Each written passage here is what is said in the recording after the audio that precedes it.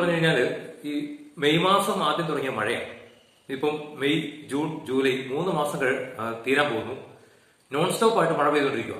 മഴയെന്ന് പറഞ്ഞാൽ അതികഠിനമായ മഴ.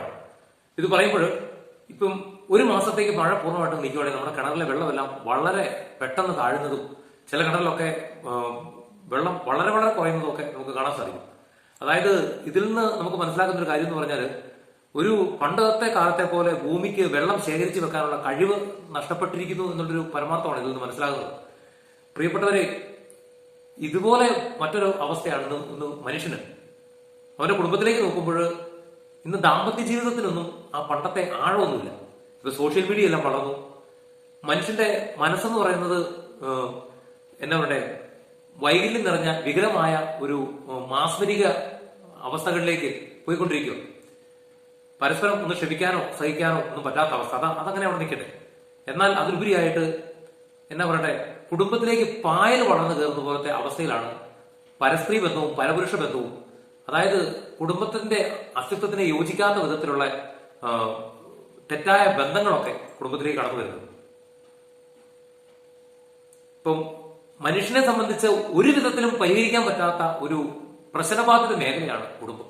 മനുഷ്യനെ സംബന്ധിച്ച് അവൻ എത്രത്തോളം പരിഹരിക്കാമെന്ന് വിചാരിച്ചാലും അതിന് സാധ്യമല്ലാത്ത ഒരു മേഖലയാണ് കുടുംബം. എന്നാൽ അവിടുത്തെ ഏത് പ്രശ്നവും പരിഹരിക്കാനായിട്ട് ഒരാൾക്ക് സാധിക്കും, പരിശുദ്ധാത്മാവിന്. പ്രിയപ്പെട്ടവരെ, ഞാൻ വിചാരിക്കുന്നത് ഞാൻ ഈ കല്യാണപ്പോയറിനൊക്കെ പാട്ട് പാടാൻ പോകുന്നത് പള്ളി ആയിട്ട് ബന്ധപ്പെട്ട് ഏറ്റവും കൂടുതൽ പാട്ട് പള്ളിയിൽ പാടിയിരിക്കുന്നത് കല്യാണത്തിന്. എനിക്ക് തോന്നുന്നു ഒരു 50-ലധികം ദമ്പതികളുടെ വിവാഹത്തിന് ഞാൻ ഗാനശുശ്രൂഷ ചെയ്തിട്ടുണ്ട്. അവിടെയൊക്കെയും വ്യത്യസ്തരായ വൈദികരുടെ പ്രസംഗങ്ങളും കേട്ടിട്ടുണ്ട്. വളരെ മനോഹരമായ പ്രസംഗങ്ങൾ, മീഡിയം ലെവലിലുള്ള പ്രസംഗങ്ങൾ, ബോറടിപ്പിക്കുന്ന പ്രസംഗങ്ങൾ, അങ്ങനെ പലതരത്തിലുള്ള പ്രസംഗങ്ങൾ കേട്ടിട്ടുണ്ട്. പക്ഷേ പലരും പല രീതിയിലും പ്രസംഗിക്കുമ്പോഴും ഈ പ്രസംഗിച്ച വിഷയത്തിലൊന്നും ഒരു കാര്യം വന്നിട്ടില്ല. അതായത്, പ്രിയപ്പെട്ട മക്കളെ, നിങ്ങൾ യേശുവിനെ നാഥനും രക്ഷകനുമായി സ്വീകരിക്കൂ. നിങ്ങളുടെ ജീവിതത്തിലേക്ക് നിങ്ങൾ പരിശുദ്ധാത്മാവിനെ സ്വീകരിക്കൂ. പരിശുദ്ധാത്മാവ് നിങ്ങളുടെ ജീവിതത്തിൽ വേണ്ട സമയത്ത് ഇടപെട്ടോളും എന്നൊരു കാര്യം. അങ്ങനെ ഒരു കാര്യം ഇന്ന് വരെ ഒരു പള്ളി പ്രസംഗത്തിലും ഒരു വിവാഹ വേദിയിൽ നടത്തപ്പെട്ടിരിക്കുന്ന ഒരു പ്രസംഗത്തിലും ഞാൻ കേൾക്കാൻ ഇടവന്നിട്ടില്ല.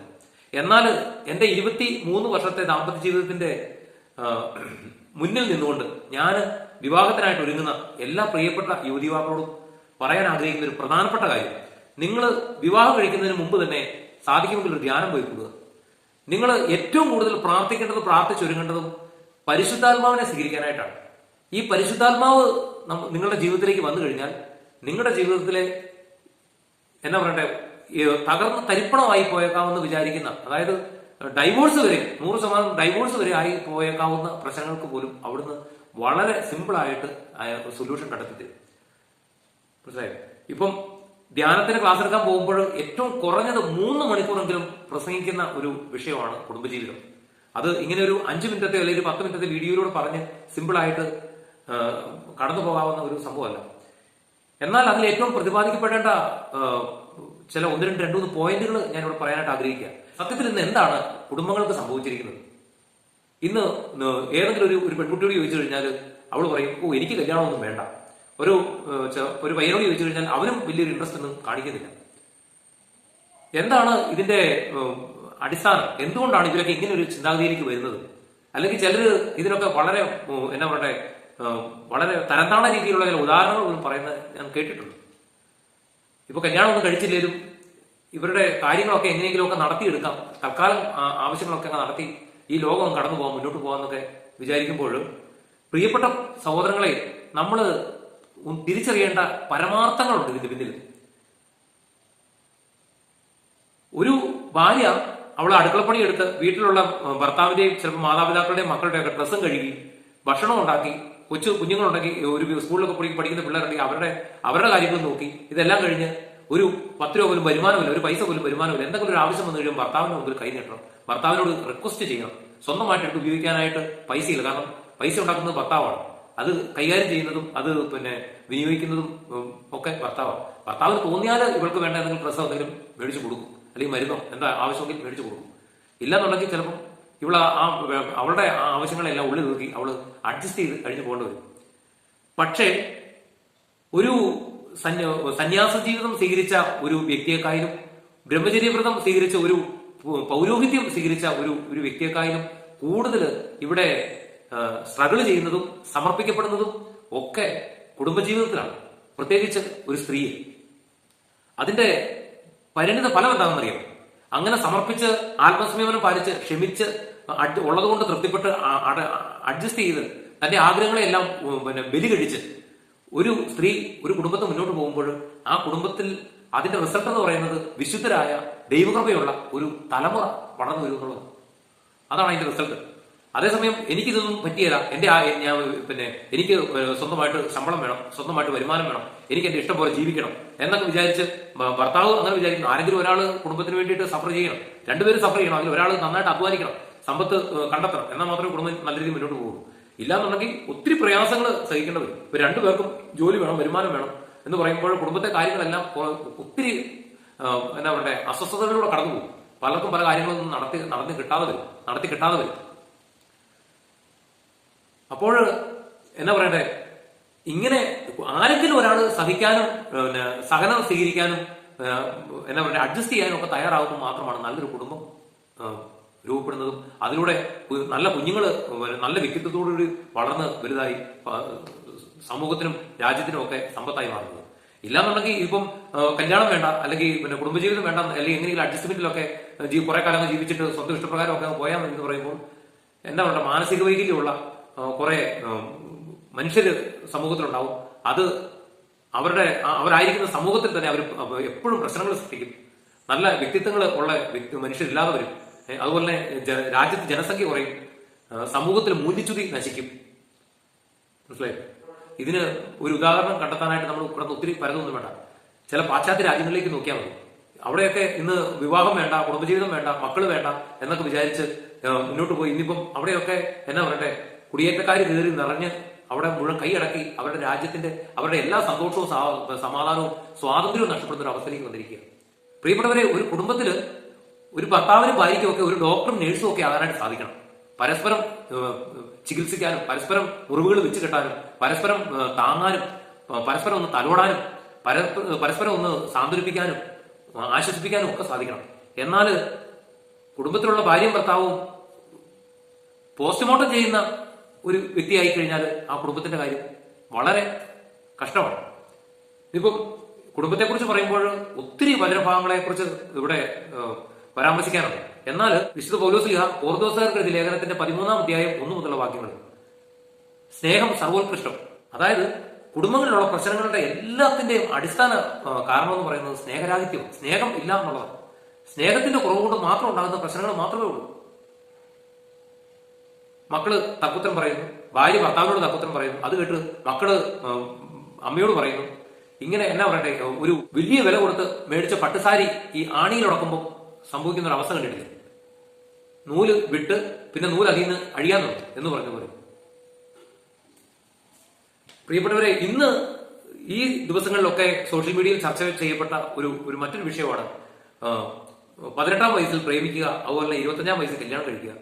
ഇപ്പം ആരെങ്കിലും എന്തെങ്കിലുമൊക്കെ ചെയ്യുന്നുണ്ടെന്ന് പറഞ്ഞുകൊണ്ട് നമുക്ക് സഭ വളർത്താനായിട്ട് എന്താ പറയട്ടെ സമുദായം വളർത്താനൊക്കെ ആയിട്ട് അന്യമതത്തിലൊക്കെയുള്ള പെൺകുട്ടികളെയൊക്കെ പ്രണയിച്ച് കല്യാണം കഴിച്ച് കൊണ്ടുവരുമ്പോൾ സഭ വളരുകയല്ല ചെയ്യുന്നത്. സത്യം പറഞ്ഞാൽ സഭ തളരുകയാണ് ചെയ്യുന്നത്. കാരണം അന്യമതത്തിൽ അന്യവിശ്വാസത്തിൽ ജീവിച്ചിരുന്ന ഒരു സ്ത്രീ കുടുംബത്തേക്ക് കടന്നു വരുമ്പോൾ അവളെ സംബന്ധിച്ച് ക്രിസ്തീയ വിശ്വാസത്തെക്കുറിച്ചോ ക്രിസ്തീയ മൂല്യം ക്രിസ്തീയമായിട്ടുള്ള മൂല്യങ്ങളെക്കുറിച്ചോ അല്ലെങ്കിൽ അതുമായിട്ട് ബന്ധപ്പെട്ട കാര്യങ്ങളെക്കുറിച്ചോ പ്രാർത്ഥനകളോ ഒന്നും നമുക്ക് അറിയാൻ സാധ്യത 99% സാധ്യത കുറവാണ്. അവൾ എങ്ങനെ അവൾക്കുണ്ടാകുന്ന കുഞ്ഞുങ്ങളെ അപ്പോൾ ഈ ക്രിസ്തീയ മൂല്യങ്ങളിൽ വളർത്തും? ഭർത്താവിന് ജോലിയും കാര്യങ്ങളൊക്കെ ആണെങ്കിൽ ഒരുപക്ഷെ വിദേശത്തായിരിക്കാം, ഇനി സ്വദേശത്താണെങ്കിൽ പോലും എപ്പോഴും ഒന്നും വീട്ടിൽ കണ്ടെന്ന് വരികയില്ല. വീട്ടിൽ ഉണ്ടെങ്കിൽ തന്നെ ജോലിയുടെ തിരക്കുകളായിരിക്കും. ചിലപ്പോൾ സന്ധ്യാപ്രാർത്ഥനയുടെ സമയത്ത് പോലും അയാൾ ചിലപ്പോൾ വീട്ടിൽ കണ്ടെന്ന് വരികയില്ല. അപ്പൊ കുഞ്ഞുങ്ങളെ ഭക്തിയിലും ദൈവവിശ്വാസത്തിലൊക്കെ വളർത്താനായിട്ട് അന്യമതത്തിൽ നിന്ന് വന്നൊരു സ്ത്രീയെ സംബന്ധിച്ച് സാധിക്കും. പിന്നെ പ്രണയത്തെക്കുറിച്ച് പറയുമ്പോൾ അതാ ഞാൻ ആദ്യമേ പറഞ്ഞത്, ഒരു 3 മണിക്കൂറോളം ക്ലാസ് എടുക്കാൻ പറ്റിയ ഒരു വിഷയമാണ്. അത് സിമ്പിളായിട്ട് ഇങ്ങനെ പറഞ്ഞു പോകാനായിട്ട് സാധിക്കില്ല. പ്രണയത്തെക്കുറിച്ച് പറയുമ്പോൾ അത് തികച്ചും സാത്താന്യമാണ്. സാത്താൻ കൊണ്ടിരുന്ന ഒരു വികാരം മാത്രമാണ് പ്രണയം. അതേസമയം സ്നേഹം അങ്ങനെയല്ല. അതുകൊണ്ടാണ് വിശുദ്ധ പൗലോസ്ലീഹ ഈ ലേഖനത്തില് സ്നേഹത്തെക്കുറിച്ച് വളരെ മനോഹരമായിട്ട് പരാമർശിക്കുന്നത്. സ്നേഹം സഹിക്കുന്നു, സ്നേഹം ക്ഷമിക്കുന്നു. പ്രണയിച്ചിട്ട് ഒരു വ്യക്തിയെ ജീവിതത്തിലേക്ക് കൂട്ടിക്കൊണ്ട് വരുമ്പോൾ ആ ഒരു ആദ്യരാത്രിയിൽ ആ ഒരു മൂഢ സ്വപ്നത്തിൽ നിന്ന് പുറത്തിറങ്ങുന്ന ആ വ്യക്തി യാഥാർത്ഥ്യം തിരിച്ചറിയുകയും പിന്നെ അതുമായിട്ട് പൊരുത്തപ്പെടാൻ പറ്റാതെ ഉള്ള അവസ്ഥയിൽ പിന്നെ ദിനരാത്രങ്ങൾ കഴിച്ചു കൂട്ടുകയും അത് കൂടുതൽ കുടുംബത്തിന്റെ തകർച്ചയിലേക്കും നാശത്തിലേക്കൊക്കെ വരുന്നത് പ്രണയത്തിലൂടെയുള്ള വിവാഹം 99.9% വിജയിച്ചു കഴിഞ്ഞിട്ടില്ല. അത് ഏറ്റവും പരാജയപ്പെട്ട അവസ്ഥകളാണ് കണ്ടിരിക്കുന്നത്. പ്രശ്നങ്ങളില്ലാത്ത ഒരു കുടുംബം ഉണ്ടായില്ല. അതേസമയം ഒരു കുടുംബം പ്രശ്നങ്ങളെല്ലാം അതിജീവിച്ച് ദൈവസന്നിധിയിൽ അവരുടെ പ്രശ്നങ്ങൾക്ക് പരിഹാരം കണ്ടെത്തി അവർ സന്തോഷമായിട്ട് മുന്നോട്ട് പോകുന്നുണ്ടെങ്കിൽ അവിടെ ശ്രദ്ധിച്ചാൽ ഒരു കാര്യം മനസ്സിലാവും. ഒന്നിൽ ഭാര്യ അല്ലെങ്കിൽ ഭർത്താവ് അല്ലെങ്കിൽ അവിടുത്തെ മാതാപിതാക്കൾ, ആ കുടുംബത്തിൽ നിന്ന് ആരെങ്കിലും ഒരാള് ദൈനംദിന പരിശുദ്ധ ബലിയിൽ മുടങ്ങാതെ പങ്കെടുക്കുന്നുണ്ടാവും. ആ കുടുംബത്തിൽ നിന്ന് വല്യപ്പനോ വല്യമ്മയോ മക്കളോ കൊച്ചുമക്കളോ ആരെങ്കിലും ഒരാളെങ്കിലും ആ ഇടവകയിലെ പരിശുദ്ധ ബലിയിൽ എല്ലാ ദിവസവും മുടങ്ങാതെ അവർ ആരെങ്കിലും ഒരാൾ പങ്കെടുക്കുന്നുണ്ടാവും. രണ്ടാമത്തെ കാര്യം എന്ന് പറഞ്ഞാൽ മുടങ്ങാത്ത സന്ധ്യാപ്രാർത്ഥന. ഇപ്പൊ കുഞ്ഞുനാളിലൊക്കെ നമ്മുടെ കുടുംബത്തിൽ നമ്മളെ പ്രാർത്ഥനയ്ക്ക് ഇരിക്കുമ്പോൾ ഉറങ്ങുന്നതിന് അടിതരും, ഉറക്കെ പ്രാർത്ഥിച്ചില്ലേ അടിതരും, പിന്നെ പ്രാർത്ഥന തെറ്റിച്ചാൽ ചിലപ്പോൾ അടിതരും. ഇങ്ങനെയൊക്കെ വഴക്ക് പറഞ്ഞും മുട്ടക്കുത്ത് നിർത്തി അടിച്ചുമൊക്കെ ആയിട്ട് നമ്മളെ പ്രാർത്ഥിപ്പിക്കുമ്പോൾ നമ്മൾ വിചാരിക്കും വലുതായി നമ്മളൊരു കുടുംബമായിട്ട് ജീവിക്കുന്ന കാലത്ത് ഈ വക പരിപാടികളൊന്നും ഉണ്ടാകില്ല. സത്യമാണ്, നമ്മൾ പലരും ചിന്തിക്കുന്ന ഒരു കാര്യമാണ്. എന്റെ വീട്ടിൽ ഈ പ്രാർത്ഥനയും വെച്ചിട്ട് ഇങ്ങനെയുള്ള പരിപാടികളൊന്നും ഉണ്ടാകില്ല. പക്ഷേ വലുതായി ഒരു കുടുംബജീവിതത്തിലേക്ക് കടന്ന് നമുക്ക് മക്കളൊക്കെ ആയി കഴിയുമ്പോൾ നമുക്ക് അതിന്റെ ആവശ്യം എന്നാന്നുള്ളത് നമ്മൾ മനസ്സിലാക്കും. കാരണം ജീവിതത്തിൽ പലതരത്തിലുള്ള സ്ട്രഗിളുകൾ, അതായത് പ്രതിസന്ധികൾ അനുഭവിക്കാനായിട്ട് തുടങ്ങുമ്പോൾ, പ്രതിസന്ധികളെയും പ്രശ്നങ്ങളെയും അഭിമുഖീകരിക്കാനായിട്ട് തുടങ്ങുമ്പോൾ നമ്മൾ ഒരു കാര്യം തിരിച്ചറിയും, ദൈവത്തിന്റെ കൃപയില്ലാതെ പ്രാർത്ഥനയില്ലാതെ ഒന്നും ഈ ലോകത്ത് പിടിച്ചു നിന്ന് മുന്നോട്ട് പോകാൻ സാധിക്കരുത്. അപ്പോൾ എന്ത് ചെയ്യും? മക്കൾ ടി വി കണ്ടുകൊണ്ടിരിക്കുകയാണെങ്കിൽ, അല്ലെങ്കിൽ മക്കൾ മൊബൈൽ നോക്കിക്കൊണ്ടിരിക്കുകയാണെങ്കിൽ നമ്മൾ ടി വി പോയി ഓഫ് ചെയ്യും, മൊബൈൽ മേടിച്ചിട്ട് അവിടെ വെച്ചിട്ട് മക്കളെ എല്ലാം നിർബന്ധപൂർവ്വം വിളിച്ചിട്ട് പ്രാർത്ഥിക്കാനായിട്ട് എടുത്തു. ഇത് നമ്മുടെ കാരണവന്മാർ നമ്മളെ പഠിപ്പിച്ചതുകൊണ്ടോ കാണിച്ചതുകൊണ്ടോ മാത്രമല്ല, നമ്മുടെ ജീവിതത്തിന്റെ യഥാർത്ഥ മുഖത്തേക്ക് വന്നു കഴിയുമ്പോൾ ദൈവം കൂടെ ഇല്ലാതെ ജീവിക്കാൻ പറ്റിയാലെന്നൊരു സത്യം നമ്മൾ തിരിച്ചറിയുക. പ്രിയപ്പെട്ടവരെ, ഇന്നിപ്പോ ഞാൻ പറഞ്ഞല്ലോ, കല്യാണം കഴിഞ്ഞപ്പോൾ 23 വർഷം കഴിഞ്ഞു. ഇന്ന് പിന്നോട്ട് തിരിഞ്ഞു നോക്കുമ്പോൾ ഞാൻ ഓർക്കുക, തകർന്ന് തരിപ്പണമായി, അതായത് ജീവിതം തീർന്നു, കുടുംബം തീർന്നു എന്ന് ചിന്തിച്ചു പോയിട്ടുള്ള നിരവധി സംഭവങ്ങളുണ്ട്. ഭാര്യ മക്കളെ എല്ലാം ഇട്ടിട്ട് നാട് വിട്ടു പോകുന്നതിനെ കുറിച്ച് പോലും പലപ്പോഴും ചിന്തിച്ചു പോയിട്ടുള്ള അവസരങ്ങളുണ്ട്. പക്ഷേ എന്തു പറയണം, കൊഴിഞ്ഞ് നിലത്ത് വീണ് ചവിട്ടി അരയ്ക്കപ്പെട്ട പൂവിന് പുനർജന്മം കിട്ടുന്നത് പോലെ വളരെ ഭംഗിയായിട്ട് ആ പരിശുദ്ധാത്മ ആ ഉണ്ടായ പ്രശ്നങ്ങളെല്ലാം വളരെ മനോഹരമായിട്ട് പരിഹരിച്ച് ആ കുടുംബത്തെ വീണ്ടും കൂട്ടിയിണക്കി മുന്നോട്ട് നയിക്കുന്നത് കാണുമ്പോൾ സത്യം പറഞ്ഞു കഴിഞ്ഞാൽ കണ്ണു നിറഞ്ഞിട്ടുണ്ട്. ദൈവത്തോട് എത്ര നന്ദി പറഞ്ഞാലും മതിവരികയെന്ന് ഓർത്തിട്ടുണ്ട്. ഈ കുടുംബത്തെ സംബന്ധിച്ചോളം എന്നാ പറയുക, ആരും ആരുടെ അടിമയൊന്നുമല്ല. ഇപ്പൊ ശിഷ്യന്മാര് യേശുവിന്റെ കൂടെ 3 വർഷക്കാലം നടന്നു. യേശു അവരെ പഠിപ്പിച്ചു, സ്നേഹത്തിന്റെ ഭാഷ അവരെ പഠിപ്പിച്ചു, സ്നേഹത്തിന്റെ പ്രവൃത്തികൾ അവർക്ക് കാണിച്ചു കൊടുത്തു. പക്ഷേ അതിൽ ഒരാൾ പോലും യേശുവിന്റെ അടിമയായിരുന്നില്ല. യേശു അവരോട് പറഞ്ഞത്, തന്നെ തന്നെ ശുശ്രൂഷിക്കപ്പെടാനായിട്ട് ആഗ്രഹിക്കുന്നവൻ മറ്റുള്ളവർക്ക് ശുശ്രൂഷകനാണ്. ഇതാണ് യേശു പഠിപ്പിച്ചത്. ഇപ്പൊ ഈ കഴിഞ്ഞ ദിവസം ഞാനൊരു പാട്ട്, യേശുവിന്റെ ഒരു അഭിഷേകമുള്ള ഒരു പാട്ട് സോഷ്യൽ മീഡിയയിൽ പാടിയിട്ടപ്പോൾ അതിന്റെ കമന്റ് ബോക്സിൽ ഒരു വ്യക്തി എഴുതി, ഈ യേശുവിനെ ചങ്കാണേ അമൃതാണേ എന്നൊക്കെ പറഞ്ഞ് വിശേഷിപ്പിക്കുന്ന ആ വരികളിലൂടെ പോയപ്പോൾ അയാൾ അതിന്റെ അടിയിൽ എഴുതി, അമൃത് അത് ശിവനാണ് അമൃത് ഉണ്ടാക്കിയത്, പാലാഴി കടഞ്ഞെടുത്ത് അമൃത് ഉണ്ടാക്കിയത് ശിവനാണ്. അപ്പൊ യേശുവിനെ കുറിച്ച് പറയുമ്പോൾ എന്തിനാണ് അമൃതം എന്ന് പറയുന്നത്? പ്രിയപ്പെട്ടവരെ, സ്നേഹം കടഞ്ഞെടുത്ത് അതിൽ നിന്ന് സ്നേഹാമൃത് കണ്ടെത്തിയവനാണ് യേശു ക്രിസ്തു. സ്നേഹം കടഞ്ഞെടുത്ത് അതിൽ നിന്ന് സ്നേഹാമൃത് രൂപപ്പെടുത്തി നമുക്ക് പകർന്നു തന്നവരാണ്. ഇന്നലെ ഞാൻ ദിവ്യകാരുണ്യത്തെ കുറിച്ച് ഒക്കെ പറയുകയുണ്ടായി. ഈ കുടുംബജീവിതത്തെ കുറിച്ച് പറയുമ്പോൾ ഒരു പോയിന്റും കൂടെ അതിൽ ഞാൻ എടുത്ത് വെക്കാനായിട്ട് ആഗ്രഹിക്കുക. അപ്പൊ നമ്മൾ പഠിപ്പിച്ച് പ്ലസ് ടു ഒക്കെ കഴിഞ്ഞപ്പോൾ നേഴ്സിംഗ് ഒക്കെ വിദേശത്തൊക്കെ പഠിപ്പിക്കുന്നുണ്ട്. അപ്പൊ നമ്മുടെ പ്ലസ് ടു പഠിച്ച ഒരു പെൺകുട്ടീനെ, ഒരു മോളെ അല്ലെങ്കിൽ ഒരു മോനെ നമ്മൾ വിദേശത്തേക്ക് അയക്കുക. അവനവിടെ അവന്റെ കൂടെ പഠിക്കുന്നവരുണ്ട്, നമുക്ക് അവനുമായിട്ട് ഫോണിൽ കൂടെ കാണുന്നതല്ലാതെ ഒരു ഇതുമില്ല.